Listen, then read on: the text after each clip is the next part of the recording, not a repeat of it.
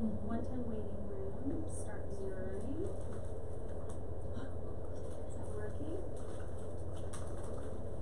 Hey, Liz That's Lawrence it. wants to be cued That is in. way easier. I can. You can either, she can also attend via YouTube if she wants to.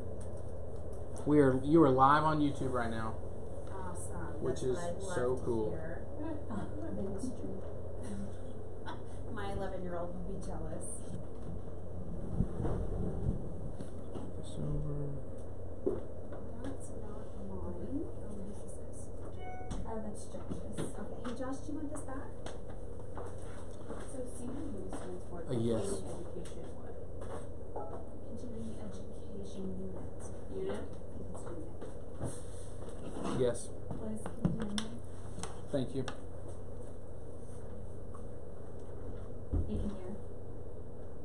And I'm going to be back as soon as I get Liz's paperwork done. You are good to go, Vanessa, whenever. Alrighty. Hello. I know some of you don't know me. This is new. Okay, so hopefully I got enough information on here to kind of give you an idea, overview of what EMDR is, how it works. First time I was exposed to it, I was in seminary, and they were telling me about this, and I just thought it sounded like a bunch of bunk. So I was like, and I don't think I'll do that. But there was always this component of work with my clients that I could not reach. And I had heard these amazing stories about EMDR, and I thought, okay, well, it's worth a shot. We had an EMDR therapist here at the Timothy Center, and so I thought, okay, well, they need another one, and I'm bored. So I'm one of these people that has to constantly be working towards something, or I get psychotic cleaning at home, and my kids want me to go away. So I decided, okay, I'll do this, and I signed up for EMDR. And one of the cool things that they'll do when you're in this training is they have you experience it. So I actually got to do it myself, and I was totally excited as soon as I got to do it, because I did experience what they say that you do. So I'm just going to kind of give you an overview of what EMDR is, what are the definitions, how is it used, and then I'm actually going to walk you through some of the processes. I did print off some extra worksheets for people for you to take. These are negative and positive cognitions. You can use these in therapy sessions whether you're doing EMDR or not. I love them, and they pop up constantly in your sessions. You'll probably look at it and go, oh yeah, we talk about this all the time.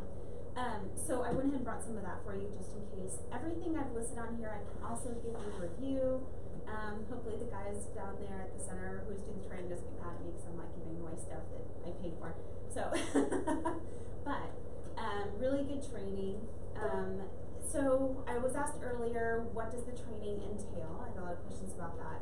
The cost is different if you're an intern versus a full license. Do I need to wait? No. Okay. And I think I paid a little over $1,000 for the training as an intern. It can be as expensive as I think $1,800, maybe $2,300, but it keeps changing. Every time I look at it, they're changing their prices. So what it entailed was 2 3-day weekends. You go for like a Friday, Saturday, Sunday, and it's actually held up north here in the Austin area. I forgot what it's called, like Boy Scouts of America Corporate Center. They have like a conference room up there that they let us use.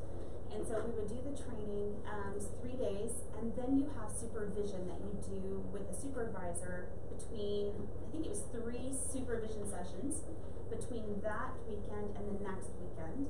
And those are spaced out about 4 to 5 months apart, and then you do another 3-day training, and then you have 4 supervision settings. Once the 4th is completed, they then send you a certificate, you're done. My 4th of that I was not able to make due to a family conflict. So they did work with me, and so they'll work with you if you do it. I actually completed my 4th supervision setting with the next group. So I was like, it was their very first supervision meeting, and it was my very last. So and they're used to doing that. They're very flexible, and they'll work with you. Really great staff, very thorough. I really enjoyed it. Okay, so EMDRs, eye movement, desensitization, and reprocessing. So I wrote some of these definitions down because honestly I don't have them memorized. I talk in very layman's terms with my clients. I explain to them how it works, how it's effective, what I've seen my clients experience, and I them get into the why does it work and let me prove it to you. I advise them, go check out YouTube, watch old videos. There's a really great 60 minutes video where they talk about it being used in the 80s for war veterans and victims of sexual assault, which is actually how it got started. It was first done for victims of sexual assault. Then it was modified for war veterans with PTSD. And now we see it used for everything across the sun. Some limitations that I've seen with this, and I've experienced one of them, is disassociation is a really hard one to do this with. Once you get into EMDR with someone who disassociates, they have a really hard time actually participating. Another limitation is if a client has used marijuana or a narcotic of any kind, they have to wait 72 hours before they can do EMDR. The brain physically won't let them go through the process. And then phobias. This can be modified for phobias, but I believe it would be wise to do a specific training for phobias and not just for trauma and try to make the same thing fit.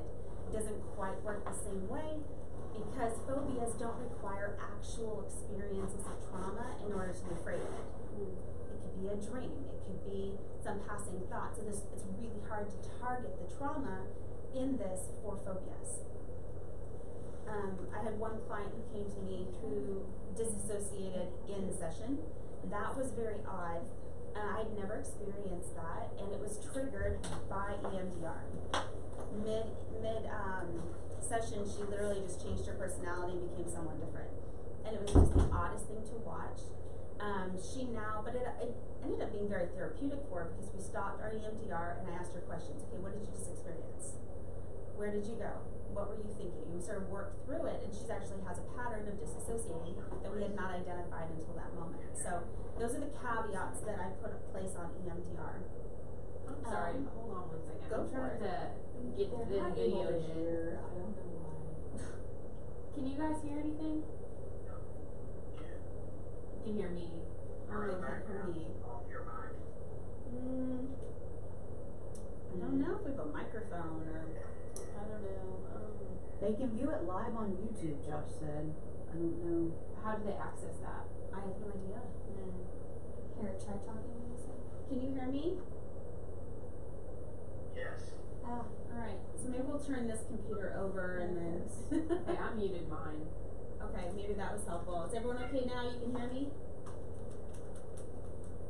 Yes. Do I need to back up and explain some of the limitations of EMDR, or did you hear Just that? with her, about the information. You heard? I'm sorry, I couldn't understand him. he heard about the disassociation. Disassociation. Okay, good. Good, then you heard that. Okay, so the concept, the definition here is psychotherapy that enables people to heal from the symptoms of emotional distress as a result of disturbing life experiences. And that is how EMDR works. It requires a life experience of some sort to work with. So if there is no life experience, it's very difficult to do. Now, it's not impossible. I have worked with clients through just emotions or beliefs they've always held, and I'll explain to you how that works.